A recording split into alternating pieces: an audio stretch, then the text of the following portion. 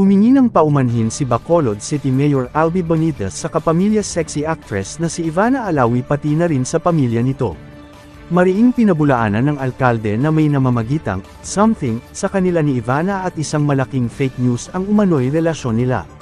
Sa pamamagitan ng kanyang Facebook account, nagsalita nga si Mayor Albi tungkol sa kumalat na chika na spotted sila ni Ivana na magkasamang nagliliwaliw sa Japan. Bukod pa riyan ang chika na marami raw nakakita sa dalawa na magkasama sa airport kamakailan. Meron ding kumakalat na balitang nakita rin sina Albi at Ivana na nagbakasyon sa Baguio City.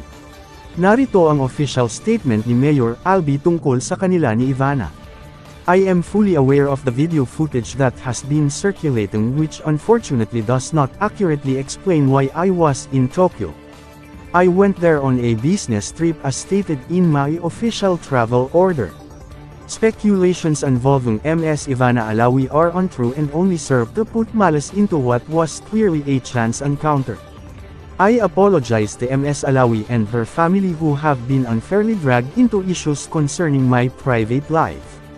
There is no truth to any and all the rumors spreading and I am setting the record straight to avoid further hurt and damage to them. Maraming salamat po, ang buong pahayag ng alkalde. Nauna rito, mariinding pinabulaanan ni Ivana ang balitang may relasyon sila ni Albi.